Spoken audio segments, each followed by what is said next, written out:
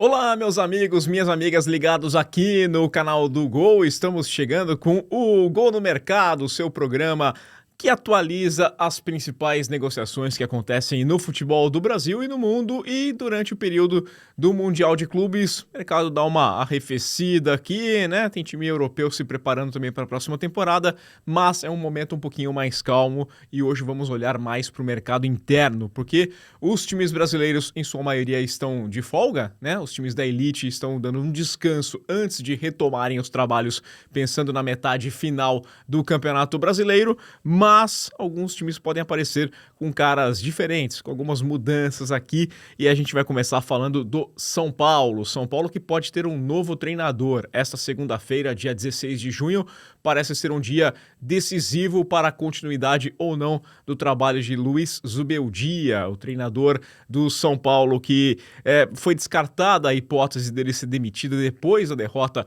para o Vasco da Gama por 3-1 na última rodada do Brasileiro antes dessa parada, né, lá no Morumbis, mas as coisas parecem ter mudado de figura, né, muita pressão interna no São Paulo para uma cobrança maior em cima do treinador, sempre protegido com a ideia de que os principais jogadores do elenco não estavam à disposição, o caso do Oscar, do Lucas, do Ferreirinha, do Caleri, mas a pressão tem crescido e tem sido visto como uma boa possibilidade você fazer uma mudança agora que tem essa pausa. Então um novo treinador chegaria e teria mais tempo para preparar o time pensando nessa reta final do Campeonato Brasileiro e também na Copa Libertadores. O São Paulo em 2025 tem 34 jogos sob o comando de Zubeldia, 14 vitórias, 12 empates e 8 derrotas. Caiu na semifinal do Campeonato Paulista, naquele jogo polêmico contra o Palmeiras, né? Aquele pênalti bastante discutível.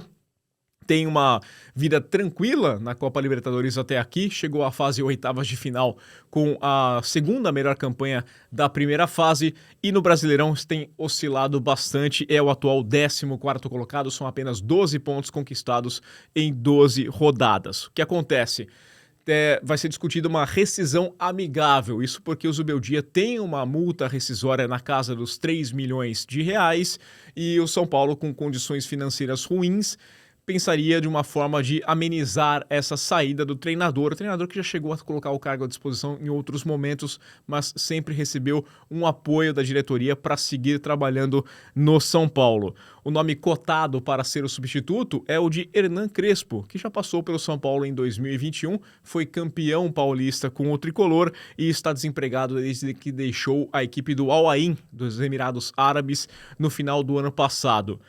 Crespo é visto como um bom nome por já conhecer o time do São Paulo, por ter uma história já dentro do Morumbis e também por não ter um contrato, né? São Paulo, com a condição financeira um tanto quanto ruim neste momento, não teria que pagar multa rescisória, então técnicos que estão empregados estão fora de cogitação e treinadores com salários mais altos, como poderia ser o caso de Jorge Jesus, por exemplo, acabam ficando em segundo plano neste momento. O Santos também deve chegar com muitas caras novas, isso porque o novo diretor de futebol, Alexandre Matos, é o encarregado de fazer uma reformulação no elenco. Alguns nomes já foram embora, o que é o caso do Soteldo, recebeu uma proposta do Fluminense, o Santos entendeu como interessante essa proposta, o jogador que iria e já foi negociado, chegou no Fluminense, inclusive chegou lesionado para esse começo do Campeonato Mundial. Temos também a saída do Léo Godoy, lateral que deixou o clube depois de ser pouco, acho que não deixou muita saudade no torcedor. O Léo Godoy, que pertencia ao Atlético Paranaense, estava emprestado, o jogador argentino, foi negociado junto ao Independiente. O time do Santos, se quisesse ficar com o jogador, precisaria igualar essa proposta, que foi na casa dos 2 milhões de dólares, estava fora de cogitação, então o Léo Godoy também foi embora. E outro, o Júlio Furch, jogador que foi encostado nesse primeiro semestre, acabou não atuando, pediu a rescisão contratual unilateral, né? Pediu para deixar o clube para buscar um novo time para jogar. Aliás, o Santos tem 16 jogadores em seu elenco que não fizeram ainda as 7 partidas no Campeonato Brasileiro, que 7 partidas é o número limite para você trocar de time dentro da mesma edição do Campeonato Brasileiro. Então podemos ter muitas mudanças. Um dos jogadores que não cumpriu os 7 jogos é o de Neymar, né? É o nome de Neymar, mas Neymar negocia uma renovação com a equipe do Santos para seguir pelo menos até o final do ano.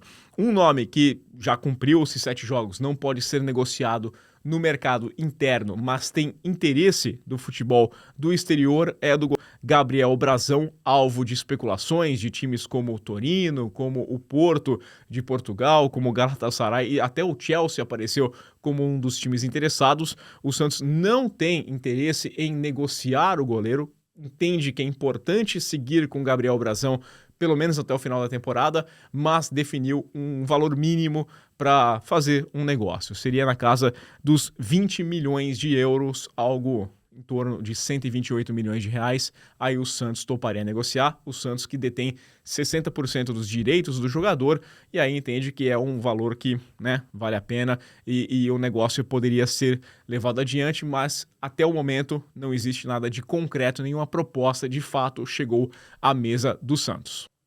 E para a gente fechar, vamos falar de seleção italiana, que tem um novo comandante, né, depois da demissão do Luciano Spalletti, ele que foi demitido no meio da data FIFA, depois da derrota para a Noruega, comandou o time ainda numa vitória, mas agora Gennaro Gattuso vai ser o técnico da seleção italiana. Desculpa a risadinha aqui, é porque o Gattuso não tem ali um currículo tão forte, tão interessante, mas a seleção italiana aposta então no ex-jogador e já treinador há um bom tempo para evitar o vexame que seria ficar de fora de mais uma Copa do Mundo, né? Já são 2 Copas do Mundo sem a participação da seleção que é tetracampeã mundial. A Azzurra não foi para a Copa de 2018 nem para a Copa de 2022, está em situação complicada agora pensando na vaga para 2026 e aí o Gattuso vai ter essa missão de recolocar a seleção da Itália no Mundial. Ele que começou a ser treinador ainda executando o papel de jogador e treinador no Sion da Suíça, passou pelo Palermo, onde conquistou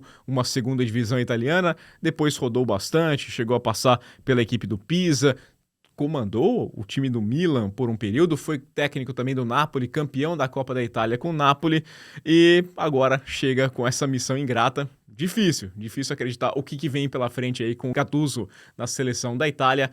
Quero saber a sua opinião, deixa o seu like, deixa o seu hype, se inscreva no canal, compartilhe o canal do Gol e a gente volta amanhã com mais informações do mercado, que está um pouquinho mais calmo, mas olha, quando você menos imagina, dá aquela bomba e a gente, claro, vai estar aqui e também no gol.com.br com todas as informações. Valeu, aquele abraço.